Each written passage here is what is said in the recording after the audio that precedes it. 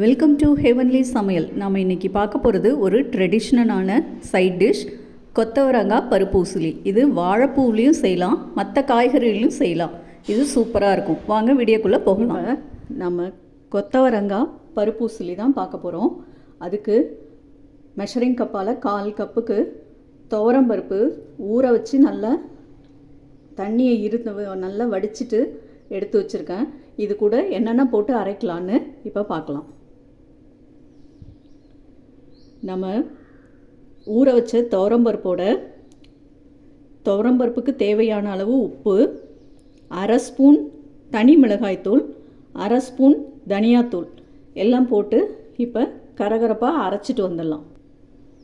இந்த மாதிரி பல்ஸ் மோடில் உதிரியாக தண்ணி விடக்கூடாது, அதில் இருக்கிற தண்ணியே போதும். இந்த அளவு இந்த பாருங்கள், உதிரியாக இருக்குது. கரகரப்பாக இந்த மாதிரி அரைச்சிட்டு வந்து இதை நம்ம குக்கரில் ஒரு கிண்ணத்தில் வச்சு வேக வச்சிடலாம். இந்த பாருங்கள், நம்ம அரைச்ச துவரம்பருப்பு கலவையை இப்போ குக்கரில் வச்சிடலாம். வச்சு ஒரு 4 விசில் விட்டு எடுத்துகிட்டு அப்புறம் பார்க்கலாம். 3வது விசில் வந்துடுச்சு. இப்போ அடுப்பை சிம்மில் வச்சு ஒரு 3 நிமிஷம் சிம்மில் இருந்துட்டு அப்புறம் ஆஃப் பண்ணிடலாம். இப்போ சிம்மில் வச்சுருக்கேன். ஒரு 3 நிமிஷம் கழித்து ஆஃப் பண்ணிடலாம். 3 விசில் வந்துடுச்சு. 3 நிமிஷம் சிம்மில் வச்சுட்டு ஆஃப் பண்ணிடலாம். இப்போ 3 நிமிஷம் ஆச்சு. அடுப்பை ஆஃப் பண்ணிடலாம். இப்போ குக்கரை திறக்கலாம். ப்ரெஷர் போயிடுச்சு.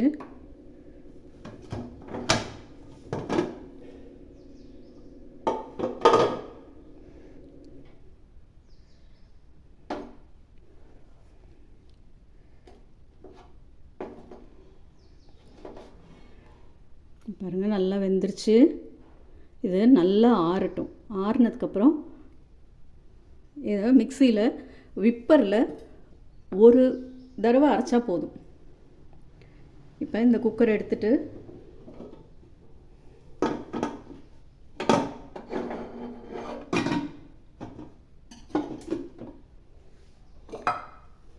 சின்ன குக்கரில் நம்ம கொத்தவரங்காயை வேக வச்சிடலாம். கொத்தவரங்காயை இந்த மாதிரி சின்ன சின்ன பீஸாக கட் பண்ணி வச்சுருக்கேன். இதை போட்டுடலாம். போட்டு கொஞ்சமாக தண்ணி விட்டு கொத்தவரங்காய்க்கு தேவையான அளவு உப்பு, ஏன்னா நம்ம இந்த பருப்புலேயும் உப்பு போட்டிருக்கோம், அதனால் கொத்தவரங்காய்க்கு தேவையான அளவு உப்பு போட்டு கொஞ்சம் மஞ்சத்தூள், ஒரு 1/4 ஸ்பூன் மஞ்சத்தூள். அடுப்பை ஆன் பண்ணிடலாம்.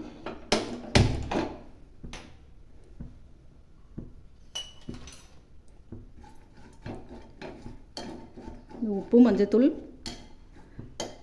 கலக்கிறதுக்காக ஒரு கிளறிட்டு குக்கரை மூடி ஒரு விசில் விட்டால் போதும். ஒரு விசில் விட்டுட்டு டக்குன்னு அந்த ப்ரெஷரை ரிலீஸ் பண்ணி எடுத்துடணும். அப்போ தான் கொத்தவரங்காயும் வெந்திருக்கும், கலரும் மாறாமல் இருக்கும். இப்போ மூடிடலாம். ப்ரெஷர் வரட்டும், வெயிட் போட்டுக்கலாம். வெயிட் போட்டு ஒரு விசில் பார்க்கலாம். ப்ரெஷர் வந்துருச்சு. இப்போ வெயிட்டை போட்டுடலாம்.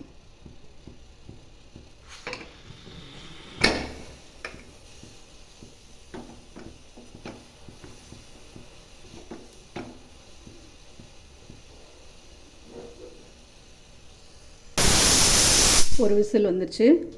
அடுப்பை ஆஃப் பண்ணிவிட்டு லேசாக ப்ரெஷரை எடுத்துடலாம்.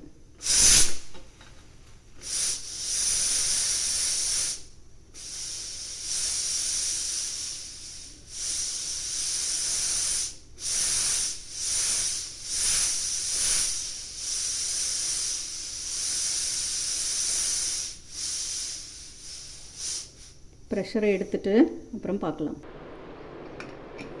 ப்ரெஷர் போயிடுச்சு. இப்போ திறந்து பார்த்துடலாம்.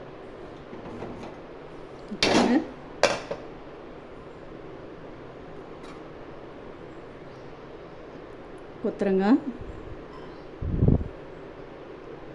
பாருங்கள், நல்லா வெந்துருச்சு, சாஃப்டாக வெந்துருச்சு. ஆனால் கலர் மாறவே இல்லை. பாருங்கள், கலர் அப்படியே க்ரீன் கலரில் அப்படியே இருக்குது.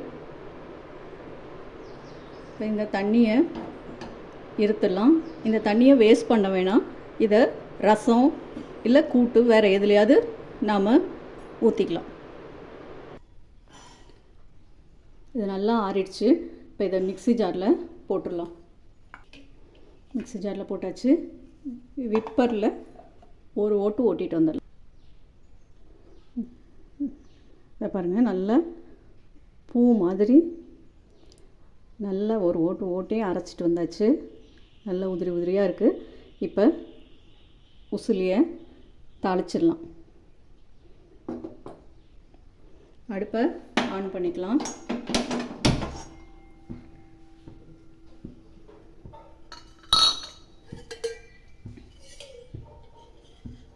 இதுக்கு கொஞ்சம் எண்ணெய் கொஞ்சம் சேர்த்து எடுத்துக்கலாம்.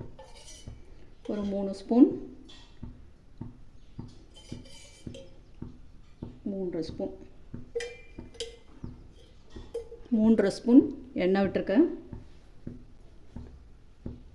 கடுகு உளுத்தம்பருப்பு எடுத்து வச்சுருக்கேன்.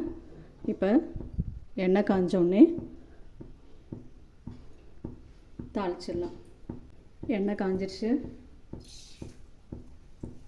நம்ம எடுத்து வச்சிருந்த கடுகு உளுத்தம்பருப்பை போட்டுடலாம். நான் கருப்பு உளுத்தம்பருப்பு தான் எடுத்துருக்கேன். நீங்கள் வெள்ளை உளுத்தம்பருப்பும் எடுத்துக்கலாம் தாளிக்கிறதுக்கு.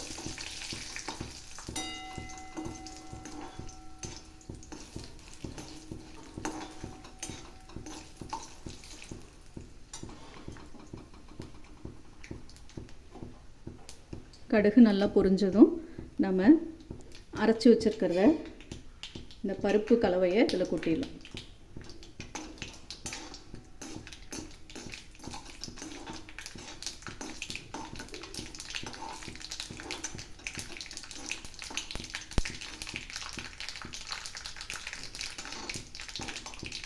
நல்லா பொரிஞ்சிருச்சு. இப்போ இதை கொட்டிடலாம்.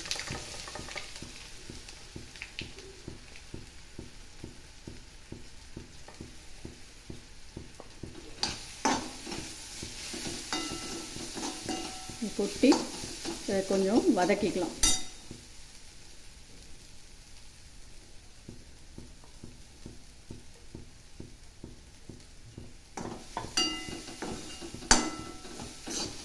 அடுப்பை சிம்மில் வச்சுக்கிறேன்.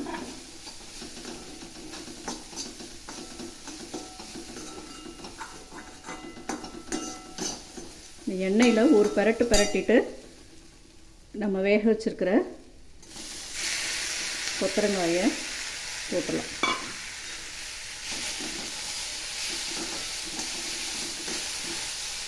அடுப்பு சிம்மில் தான் இருக்குது.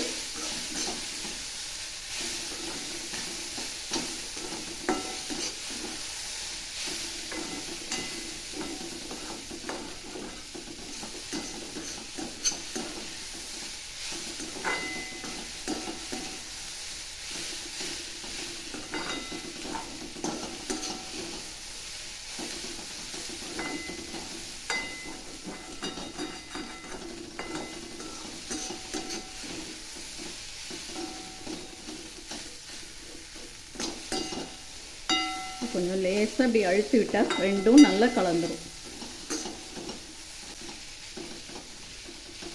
இது சிம்லே 1 நிமிஷம் மூடி வச்சிடலாம். அவ்வளோதான், 1 நிமிஷம் சிம்மில் வச்சாச்சு. பருப்பு உசிலி ரெடி ஆயிடுச்சு. இது வந்து எண்ணெய் கம்மியாக ஒரு ஹெல்த்தியான பருப்பு உசிலி. இதையே நம்ம அந்த பருப்பு அரைச்சோம்ல, அதை குக்கரில் வேக வைக்காமல் கொஞ்சம் எண்ணெய் நிறையா ஊற்றி கடுகு உளுத்தம்பருப்பு போட்டு அதை அப்படியே போட்டு நல்லா எண்ணெயிலேயே நல்லா வதக்கணும். அது வேகிற அளவு. அதுக்கு கொஞ்சம் எண்ணெய் கூட செலவாகும். அது வெந்த உடனே அப்புறம் நாம் வந்து கொத்தரங்காயை வேக வச்சு போடணும். அது ஒரு மெத்தடு. ஆனால் அதில் எண்ணெய் வந்து நிறையா செலவாகும். இது வந்து எண்ணெய் நம்ம கம்மியாக ஊற்றினா போதும். இது ஹெல்த்தியான பருப்பூசலி. இது ஒரு வெர்ஷன்.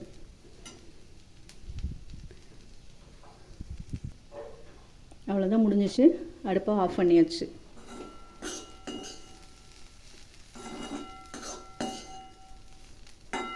இதை சூடான சாதத்தில் நல்லெண்ணெய் விட்டு இல்லை பிடிச்சவங்க நெய் விட்டு பசைஞ்சு சாப்பிட்டா சூப்பராக இருக்கும்.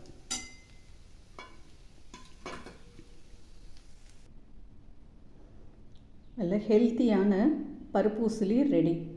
கண்டிப்பாக ட்ரை பண்ணுங்கள். சாப்பிட்டு பார்த்துட்டு கமெண்ட் பண்ணுங்கள். என் சேனலை சப்ஸ்கிரைப் பண்ணுங்கள். சூப்பர். தேங்க்யூ.